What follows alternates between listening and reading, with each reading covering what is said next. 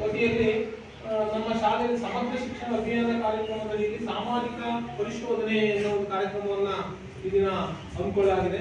ಈ ಒಂದು ಕಾರ್ಯಕ್ರಮಕ್ಕೆ ಇಲಾಖೆ ವತಿಯಿಂದ ನಮ್ಮ ದೇವರಾಜ್ ಸರ್ ಅವರು ಮತ್ತೆ ಸಹಾಯಕರಾಗಿ ರೂಪಾ ಮೇಡಮ್ ಅವರು ಆಗಮಿಸಿದ್ದಾರೆ. ಅವರಿಗೆ ಮೊದಲಿಗೆ ಒಂದು ಸ್ವಾಗತವನ್ನು ಹೇಳ್ತಾ, ಆಮೇಲೆ ಈ ಕಾರ್ಯಕ್ರಮದಲ್ಲಿ ಭಾಗವಹಿಸಿದಂತಹ ನಮ್ಮ ಪೋಷಕರಾದಂಥ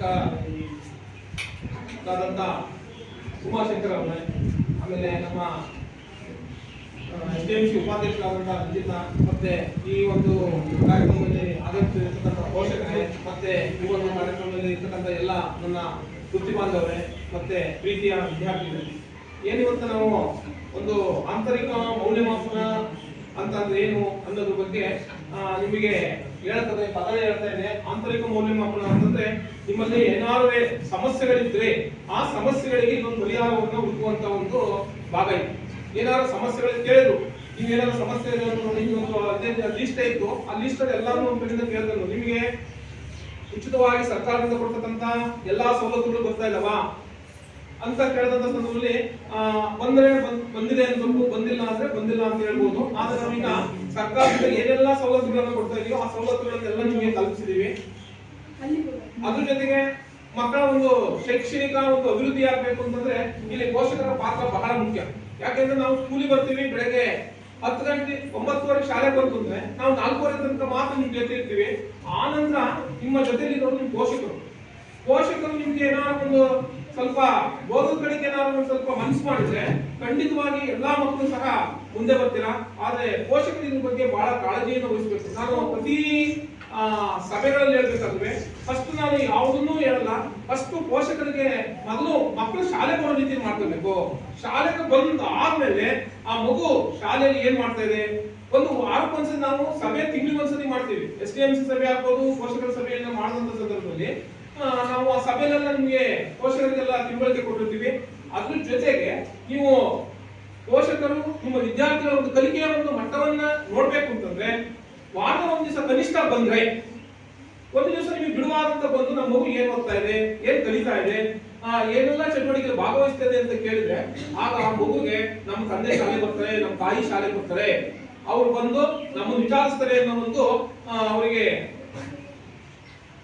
ಇದು ಭಯ ಕೊಡುತ್ತೆ. ಭಯ ಅನ್ನೋ ಜೊತೆಗೆ ಕಲಿಕೆಗೆ ಒಂದು ಉತ್ತೇಜನ ಕೊಟ್ಟಂಗಾಗುತ್ತೆ. ನಾವು ಕಲಿಬೇಕು, ನಮ್ಮ ಅಪ್ಪ ಅಮ್ಮ ಬಂದು ಕೇಳ್ತಾರೆ ಅನ್ನೋ ಒಂದು ಇದು ನಿಮ್ಮಲ್ಲಿ ಉಂಟಾಗುತ್ತೆ.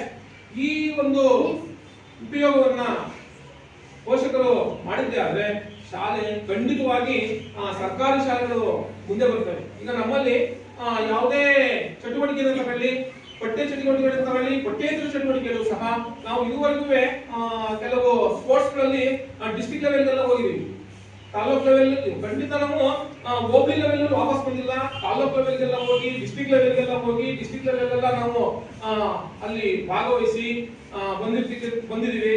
ಈ ಒಂದು ಇದು ನಿಮ್ಗೆ ಹೆಂಗೆ ಸೇರುತ್ತೆ ಅಂದ್ರೆ ನಿಮ್ಮೆಲ್ಲರ ಪರಿಶ್ರಮ ನಮ್ಮ ಪರಿಶ್ರಮದಲ್ಲಿ ಈ ಕೆಲಸ ಆಗುತ್ತೆ ಹೊರತು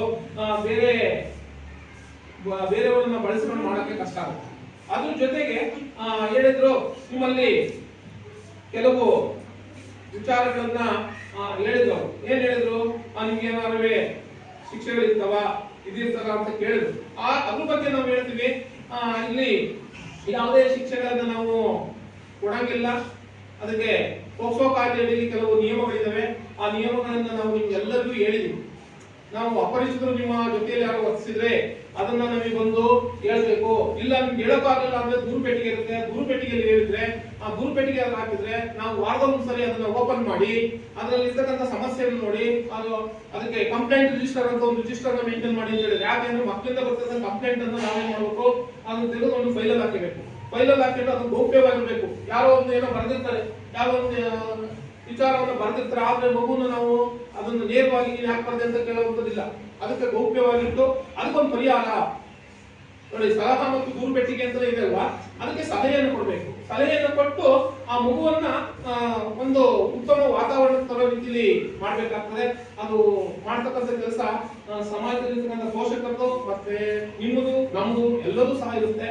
ಹಾಗಾಗಿ ನೀವೆಲ್ಲರೂ ಸಹ ಮುಂದೆ ದೇಶದ ಭವಿಷ್ಯವನ್ನು ಕಟ್ಟುವಂತಹ ಪ್ರಜೆಗಳ ಮಕ್ಕಳಾಗಿರೋದ್ರಿಂದ ನೀವು ಅದನ್ನ ಅರಿತು ನೀವು ಮುಂದೆ ಒಳ್ಳೆ ವಿದ್ಯಾವಂತರಾಗಿ ಸಮಾಜಕ್ಕೆ ಒಳ್ಳೆ ಹೆಸರು ತರಲಿ, ಮತ್ತೆ ನಿಮ್ಮ ತಂದೆ ತಾಯಿಗಳಿಗೆ ಎಲ್ಲರಿಗೂ ಒಳ್ಳೆ ಒಂದು ಹೆಸರು ತಂದ್ರೆ ಅದೇ ಸಾಕು, ಇನ್ನೇನು ಬೇಡ ಅಂತ ಹೇಳ್ತಾ ನನಗೆ ಮಾತಾಡಕ್ಕೆ ಅವಕಾಶ ಕೊಟ್ಟಿಲ್ಲ. ನಮ್ಮೆಲ್ಲರಿಗೂ ಹೊಂದಿಸಿ ನಾನು ಮಾತು ಮುಗಿಸ್ತೀನಿ.